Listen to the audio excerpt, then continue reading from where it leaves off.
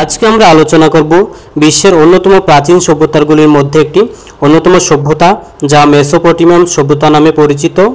এবং আজকে আমরা জানব এই সভ্যতার কৃষি ব্যবস্থা কেমন ছিল, এই সভ্যতার ভৌগোলিক অবস্থান, তাদের শিল্পকার্য কেমন ছিল, তাদের নগরীর ব্যবস্থা কেমন ছিল এবং কি কি উন্নতি করেছে এই সভ্যতা। এছাড়াও এর উত্থান এবং পতন সম্পর্কে বিস্তারিত কিছু আলোচনা করব।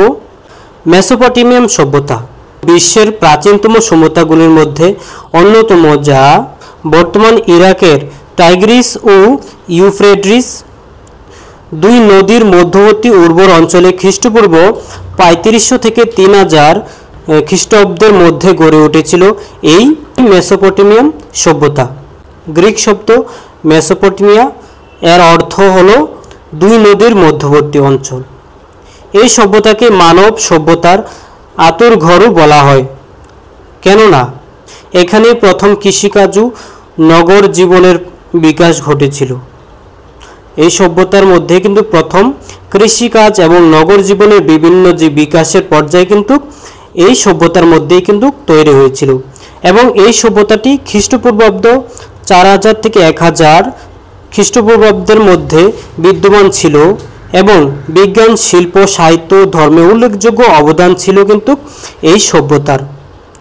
এছাড়াও ভৌগোলিক অবস্থানে এই সভ্যতার মেসোপটেমিয়া মূলত উর্বরতা অর্ধচন্দ্রাকৃতি অঞ্চলের অংশ, যা মূলত টাইগ্রিস ও ইউফ্রেটিস নদীর তীরে অবস্থিত। বর্তমানে ইরাক, সিরিয়ার উত্তরাংশ, তুরস্কের উত্তরাংশ এবং ইরানের খুজেস্তান প্রদেশের কিছু অংশ এই প্রাচীন মেসোপটেমিয়ার অন্তর্গত ছিল। টাইগ্রিস ও ইউফ্রেটিস নদীর পলিমাটির কারণে এখানকার জমি অত্যন্ত উর্বর ছিল, যা কৃষিকাজের জন্য অত্যন্ত উপযোগী হয়েছিল, যার ফলে এখানে মেসোপটেমিয়াতে কৃষি ব্যবস্থার ব্যাপক উন্নতি হয়েছে এবং জনসংখ্যার আবির্ভাব ঘটেছে। এখন জানবো আমরা মেসোপটেমিয়ান সভ্যতার প্রধান পর্যায়সমূহ। মেসোপটেমিয়ান সভ্যতাকে মূলত 4টি পর্যায়ে ভাগ করা যায়। প্রথমটি হলো সুমেরীয় সভ্যতা বা সুমেরিয়ান সিভিলাইজেশন। মেসোপটেমিয়ার দক্ষিণাংশে খ্রিস্টপূর্বে 4500 থেকে 1900 খ্রিস্টপূর্বাব্দের মধ্যে সুমেরীয় সভ্যতা গড়ে উঠেছিল, যা ছিল মেসোপটেমিয়া সভ্যতারই কিন্তু একটি অংশ। এদেরকেই পৃথিবীর প্রথম সংগঠিত সভ্যতা হিসেবে গণ্য করা হতো এই সুমেরীয় সভ্যতাকে। এবং সুমেরীয়রা মূলত নগর রাষ্ট্র গড়ে তুলেছিলেন, যেমন উরুক, লাগাস, এরিদু ইত্যাদি ছিল এই প্রধান শহরগুলি সুমেরীয় সভ্যতার। তারা কিলকাকার লিখন পদ্ধতি অথবা কিউনিফর্ম স্ক্রিপ্ট আবিষ্কার করেন, যা ইতিহাসের প্রথম লিখন পদ্ধতি হিসেবে গণ্য করা হয়। তারা গণিত ও জ্যোতিষবিজ্ঞানেও অনেক উন্নতি সাধন করেছিলেন, যেমন 60 ভিত্তিক সংখ্যা পদ্ধতি এবং প্রথম দিনপঞ্জি তৈরি করেছিলেন এই সুমেরীয়রা। তারপরে আমরা জানব যে বেবিলিয়ান সভ্যতা অথবা বেবিলিয়ান সিভিলাইজেশন। সুমেরীয় সভ্যতার পতনের পর খ্রিস্টপূর্ব 1894 অব্দে সেমিটিক জাতির এমোরাইটরা মেসোপটেমিয়ার মাঝামাঝি বেবিলন নামক স্থানে এই সভ্যতা গড়ে তোলেন। এবং এই বেবিলন শব্দটির অর্থ দেবতার নগরী। হাম্মুরাবি ছিলেন বেবিলনীয় সাম্রাজ্যের শ্রেষ্ঠ শাসক। তিনি একটি বিখ্যাত আইন সংহিতা অথবা কোড অফ হিউমেরাবি প্রণয়ন করেন, যা প্রাচীন বিশ্বের অন্যতম গুরুত্বপূর্ণ আইন সংগ্রহ হিসেবে কিন্তু গণ্য করা হয়।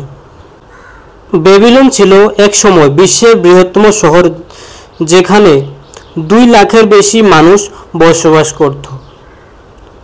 ঝুলন্ত উত্থান। বেবিলনে এই সভ্যতার অন্যতম স্থাপত্য নিদর্শন যা সম্রাট নেবুচাঁদনেজার দ্বারা নির্মিত হয়েছিল, যদিও এর অস্তিত্ব নিয়ে কিছু বিতর্ক আছে।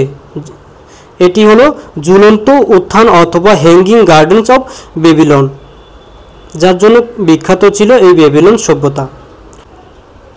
তারপর আমরা জানব এসিরীয় সভ্যতা অথবা এসিরিয়ান সিভিলাইজেশন সম্পর্কে। এসিরিয়া সেমিটিক জাতিরই একটি শাখা এবং মেসোপটেমিয়ার উত্তরাংশে নিজেদের প্রভাব বিস্তার করে। অর্থাৎ মেসোপটেমিয়ার উত্তরাংশেরই একটি জাতি যারা এসিরীয় সভ্যতার গঠন করে এবং তারা অত্যন্ত শক্তিশালী সামরিক জাতি ছিল এবং একের পর এক দেশ জয় করে বিশাল সাম্রাজ্য গড়ে তুলেছিল এই এসিরীয় সভ্যতা।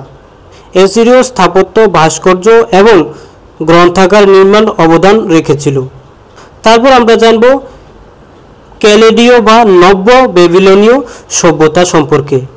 ক্যালেডীয় সভ্যতাকে ইতিহাসে নতুন বেবিলনীয় সভ্যতা নামেও অভিহিত করা হয়। এই ক্যালেডীয় সভ্যতাকে, এই সভ্যতার স্থপতি ছিলেন সম্রাট নেবুচাঁদনেজার,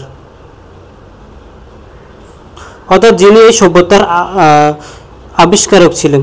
তারা সপ্তাহকে 7 দিনে বিভক্ত করার পদ্ধতি আবিষ্কার করেছিলেন।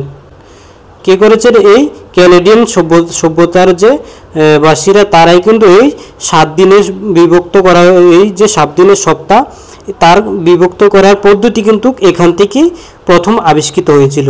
এবং জ্যোতির্বিজ্ঞান ও জ্যোতিষ শাস্ত্রেও উল্লেখযোগ্য অগ্রগতি অর্জন করে। 12টি লক্ষ্যপুঞ্জ থেকে 12টি রাশি ক্ষেত্রের ধারণাও তাদের অবদান।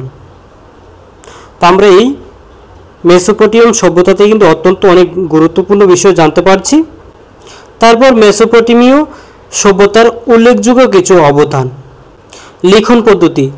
সিমরীয়দের কিলকাকার লিখন পদ্ধতি, যা কিউনিফর্ম বিশ্বের প্রাচীনতম লিখন পদ্ধতিগুলোর মধ্যে অন্যতম ছিল। গণিত ও জ্যোতির্বিজ্ঞান ক্ষেত্রে যেমন 60 ভিত্তিক সংখ্যা পদ্ধতি, যার প্রভাবও মিনিটে, সেকেন্ডে, ডিগ্রিতে বিদ্যমান বর্তমানেও। প্রথম দিনপঞ্জি, চাঁদ ও গ্রহের গতি পর্যবেক্ষণ করে জ্যোতির্বিজ্ঞানের ভিত্তি স্থাপন করে এই সুমেরীয়বাসীরা। আইন। হাম্মুরাবির আইন সংহিতা, যা লিখিত আইনের প্রাচীনতম উদাহরণগুলির মধ্যে একটি। স্থাপত্য। জিউরাত নামক বহুস্তর বিশিষ্ট মন্দির বেবিলনের ঝুলন্ত উত্থান। তারপর কৃষি ও সেচ ব্যবস্থার ক্ষেত্রে টাইগ্রিস ও ইউফ্রেটিস নদীর জল ব্যবহার করে উন্নত সেচ ব্যবহার মাধ্যমে কৃষিকাজে কিন্তু ব্যাপক উন্নতি স্থাপন করেছিলেন এই সভ্যতা। এছাড়াও তারা চাকার আবিষ্কার করেছিলেন, যা পরিবহন ও কুমোরের কাজে বিপ্লব এনেছিল। বিভিন্ন গরুর গাড়ি অথবা কুমোরের ধাতুর ব্যবহার। তারা তামা, ব্রোঞ্জ এবং পরবর্তীতে লোহার ব্যবহার করতে শিখে গিয়েছে। নগর পরিকল্পনা। প্রথম নগর রাষ্ট্রগুলোর যেমন উর, এরিদু বিকাশ এবং নগর পরিকল্পনার ক্ষেত্রে মেসোপটেমিয়া সভ্যতা বিভিন্ন জনগোষ্ঠীর আন্তঃকলহ এবং বহিঃশত্রুদের আক্রমণের ক্ষেত্রে দুর্বল হতে হতে 333 খ্রিস্টাব্দে এর ক্ষয়িষ্ণু চরিত্র স্থায়িত্ব লাভ করে। পরবর্তীতে পার্সিয়ান ও রোমানদের হাতে এই অঞ্চল শাসিত হয় এবং 7ম শতাব্দীতে মুসলিম শাসনের অধীনে আসে, যা পরে আধুনিক ইরাক নামে পরিচিত হয়। অর্থাৎ এই মেসোপটেমিয়ান সভ্যতা, যা বর্তমানে ইরাকের যে ভূখণ্ডটি, সেটি কিন্তু এই মেসোপটেমিয়ান সভ্যতার মূল ভূখণ্ড হিসেবে আমরা ধরে নিতে পারি। তো আজকে ছিল এই মেসোপটেমিয়ান সভ্যতার ইম্পর্টেন্ট কিছু বিষয় তুলে ধরলাম। তো অবশ্যই ভালো লাগলে ভিডিওটি লাইক দিবেন এবং চ্যানেলটি সাবস্ক্রাইব করে নেবেন। ধন্যবাদ, ভালো থাকবেন।